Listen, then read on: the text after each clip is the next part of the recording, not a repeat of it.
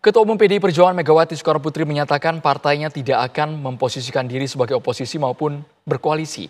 Megawati menegaskan PDIP akan menjadi partai penyeimbang pemerintah dan mendukung kebijakan pemerintah selama berpihak kepada rakyat.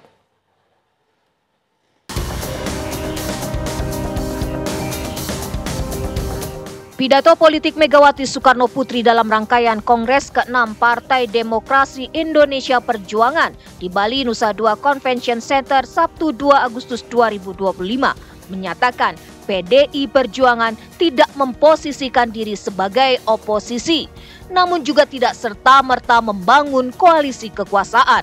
PDIP akan mendukung kebijakan pemerintah yang berpihak kepada kepentingan rakyat. Namun, apabila kebijakan Presiden Prabowo Subianto ada yang menyimpang dari aturan dan norma-norma hukum, PDI Perjuangan akan menggunakan sikapnya sebagai penyeimbang. PDI Perjuangan tidak memosisikan sebagai oposisi dan juga tidak semata-mata membangun koalisi kekuasaan. Kita adalah partai ideologis yang berdiri di atas kebenaran, berpihak pada rakyat, dan bersikap tegas sebagai partai penyeimbang demi menjaga arah pembangunan nasional tetap berada dalam rel konstitusi dan kepentingan rakyat banyak. Kita akan mendukung setiap kebijakan pemerintah yang berpihak pada rakyat. Namun kita juga akan bersuara lantang dan bertindak tegas terhadap setiap penyimpangan dari nilai-nilai Pancasila, keadilan sosial, dan amanat penderitaan. Dan saya tambahkan, hukum yang berkeadilan. Meski tidak menjadi oposisi, namun partai berlambang banteng moncong putih itu menegaskan berada di luar pemerintahan. PDIP juga belum mengusulkan nama-nama kader untuk masuk ke dalam kabinet. Lantas, apa makna sikap PDIP sebagai partai penyeimbang?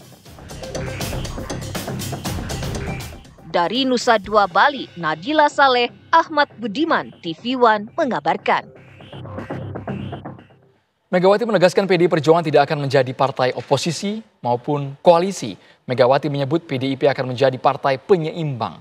Lantas partai penyeimbang seperti apa yang akan dilakukan oleh PDI Perjuangan? Sudah bergabung bersama saya ada Profesor Dr. Lely Aryani, merupakan pakar komunikasi politik dari LSPR. Kami ingin tahu, Prof. Lely, ini cerminan pendekatan apa yang sebenarnya dibangun oleh Ketua Umum PDI Perjuangan? Apakah terkesan murni penyeimbang atau malah ambigu di mata publik sebenarnya? Ya, pertama sebenarnya sikap ini bukan sesuatu yang baru dalam koalisi atau kompetisi partai politik ya, maupun dalam hal-hal lainnya. Karena ini pernah dilakukan Partai Demokrat di zaman pertama kali Pak Jokowi menjadi presiden. Demokrat kan melakukan hal yang sama. Jadi katanya kita tidak berkoalisi atau beroposisi, tapi kita menjadi penyeimbang. Meskipun Nandro, sebenarnya dalam hukum ketatanegaraan, dalam undang-undang dan sebagainya tidak ada istilah koalisi atau oposisi itu. Yang ada adalah berada di luar pemerintahan atau ada dalam pemerintahan. Jadi kalau kita membaca risalah leksikanya ya, sebenarnya penyeimbang itu adalah upaya untuk melakukan tekanan yang bisa membangun sebuah keseimbangan. Jadi kalau nggak ditekan di tengah-tengah nggak bakalan ada keseimbangan kan. Goyang, kalau nggak naik ke atas dikit ya turun dikit. Padahal yang dibutuhkan adalah keseimbangan. Jadi sikap semacam ini menurut saya, apalagi ada kata-kata embelannya ya, bahwa sepanjang program pemerintah itu adalah untuk kepentingan rakyat, maka kita akan dukung. Jadi sikapnya sama sebenarnya. Beda kasusnya ketika PDIP benar-benar berada di luar pemerintahan pada zaman Pak SBY berkuasa. Itu bahkan PDIP berhasil mengeruk suara rakyat sehingga menjadi partai politik dengan raihan terbanyak di DPR pada saat itu. Nah, Namun di 2014 itu juga ketika PDIP mengusung presidennya terpilih, di DPR itu kan ada pertarungan antara koalisi Merah Putih sama koalisi Indonesia Hebat. Dan ingat ya Andro, itu kita bahas juga di TV One waktu itu.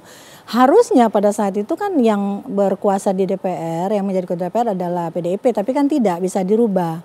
Nah jadi sebenarnya ada relasi yang cukup bagus antara Bu Megawati dengan Pak Prabowo, dengan partai-partai politik, apalagi wakilnya sering datang ke Bu Mega, ada Dasko misalnya kan, ini sesuatu yang menunjukkan relasinya sebenarnya baik-baik saja. Dengan relasi sinyal yang sudah positif tersebut, kenapa PDIP sudah tidak tegas saja, gabung ke dalam saja sekalian? Justru kalau itu menurut saya tidak bagus, karena kalau semuanya masuk ke pemerintahan, apa nanti, karena semua yang ada di DPR itu kan mewakili partai politik.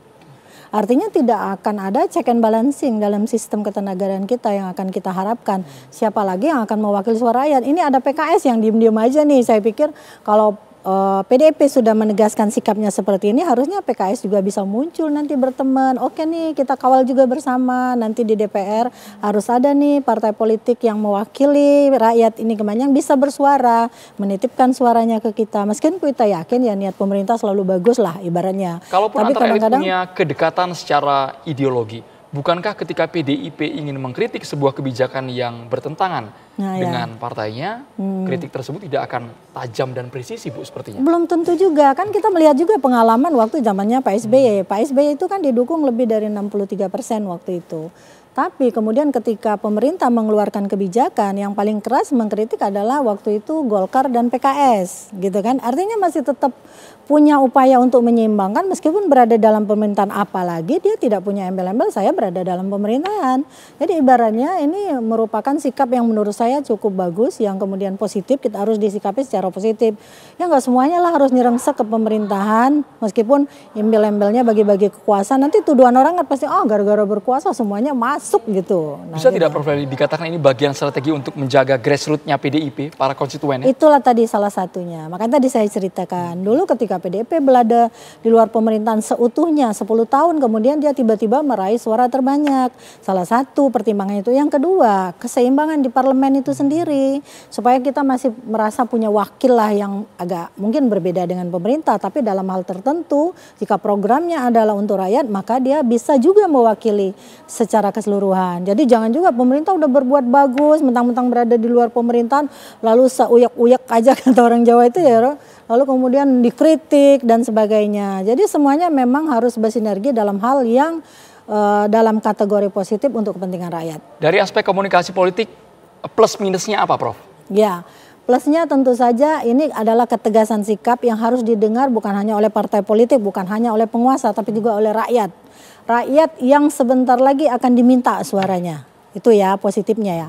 Negatifnya barangkali seolah-olah Pak Prabowo tidak berhasil merangkul PDIP untuk berada di dalam pemerintahan. Padahal sebenarnya jangan-jangan ada di belakang panggung pembicaraan politik mereka juga mengatakan ya udah nggak apa-apalah PDIP berada di luar, tapi tolong kami juga dijaga nih supaya apapun yang kami lakukan sepanjang positif tolong kami juga dibantu. Tapi kalau kami negatif silakan dikritik. Nah kadang-kadang konsep di panggung depan sama panggung belakang itu nggak sama. Apalagi kemarin ditambah banyak pihak yang mengaitkan dengan pembebasan amnesti Prabowo ke Sekjen PD Perjuangan. Ya, dan ingat catatan Bu Mega juga saya dengar tadi. Seharusnya hal semacam ini tidak perlu presiden turun langsung. Nah, ada kalimat semacam itu kan. Ini juga bisa kita maknai sebenarnya yang diinginkan oleh PDIP itu seperti apa gitu. Jadi tentang hal mungkin antara Lembong sama Hasto itu persepsi masyarakat saya baca di medsos terutama beda. Di kelas-kelas politik juga beda. Jadi mungkin inisiatif yang pembebasan Lembong barangkali yang diberikan oleh presiden itu dianggap sesuai tuntutan rakyat.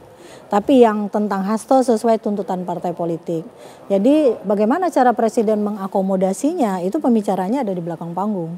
Dan sebagai posisi penyeimbang agar tetap on the track bagaimana Prof?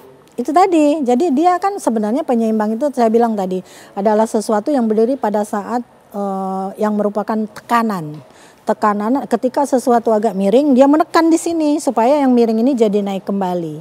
Nah, positioning semacam inilah yang membuat keseimbangan secara politis dan materialistik itu terbangun. Jadi orang-orang yang mengerti tentang teori keseimbangan, terutama orang-orang IPA nih, itu mengerti sangat ini. Jika tidak ada tekanan, maka keseimbangan itu nggak akan pernah muncul. Gitu. Dalam kurun waktu 5 tahun ke depan menjaga suara di parlemen, tidak apakah sampai ini bagian 5 dari tahun strategi? kali ya. Sebenarnya tidak sampai, karena di partai politik itu biasanya tahun pertama adalah adaptasi, 2 tahun mereka bekerja, 2 tahun kemudian mereka akan bersiap kembali untuk pentas politik selanjutnya. Berarti kan sedalam 2-3 tahun ke depan bisa jadi PDIP bisa akan jadi memutuskan ada sikap. perubahan. Coba lihat apa yang terjadi dengan Demokrat. Di tahun pertama di periode pertama pemerintahan Pak Jokowi, Demokrat berada di luar pemerintahan, ya kan?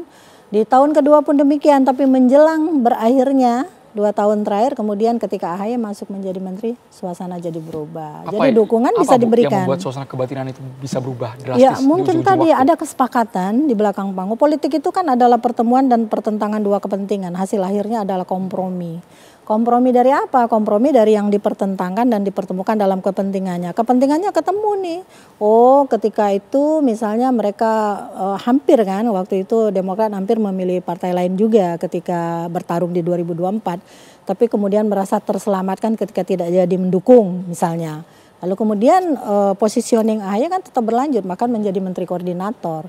Jadi kepentingan partai politik yang terakomodasi, kemudian komunikasi politiknya juga jalan dan bertemu, ya udah selesai itu barang, kata Sultan Batugana dulu. Di era SBY, PDIP menunjukkan sikapnya yang konsisten, berada di 10 tahun bahkan ya, 10 tahun. 2 periode. Kenapa sekarang berbeda? Ya, karena tadi relasi antara Pak SBY sama Bu Mega berbeda dengan relasi antara Bu Mega dengan Pak Prabowo. Jadi cerminan ucapan Bu Mega ini sangat lekat sekali dengan kedekatan Megawati dan Prabowo. Iya, kan kita sama-sama tahu 2009 bahkan Bu Mega sama Pak Prabowo bersanding loh. Mega Pro. Iya, Mega Pro untuk melawan Pak SBY dan mereka kalah. Lalu kemudian Ibu Megawati juga menjadi bagian dari pertemanan yang katanya juga sejak Orde Baru dengan Pak Prabowo itu. Jadi sesuatu itu yang tidak bisa dilupakan juga. Jadi menerjemahkan kesepakatan ini Prof, apakah nanti bagi-bagi kursi di kabinet agar PDIP mau dibujuk dan gabung ke pemerintahan? Nah, untuk saat ini, untuk masa dalam waktu dekat saya pikir belum ya, belum. Tapi mungkin ke depan tadi ya saya bilang apa yang terjadi dengan Demokrat, kita tidak tahu sepanjang kepentingan itu menjelma dalam realitas politik yang disajikan kepada publik, akhirnya kita harus menjadi oh ternyata gitu kan, koalisi ini memang akan dibentuk 100% barangkali gitu kan. Yang merasakan itu apa? Rakyat. Tapi kita berharap ya, ini sebelum saya kesini juga banyak yang WA, banyak sekali Indro. Menitipkan, Bu tolong didengungkan suara kami. Bahkan sejam sebelumnya saya wawancara dengan banyak sekali pendengar yang juga ngomong, tolong Bu dititip suara kami. Tak usahlah masuk ke semuanya. Ya, apakah akan suara rakyat akan dengar, ataukah niat politik atau kepentingan politik lebih maju, kita tidak tahu. Keputusan semata ada di Ketua Umum PDI Perjuangan Megawati Soekarno Putri. Betul. Terima kasih banyak Prof. Lely sudah bergabung di Kabar Rutan. Andro, sukses selalu.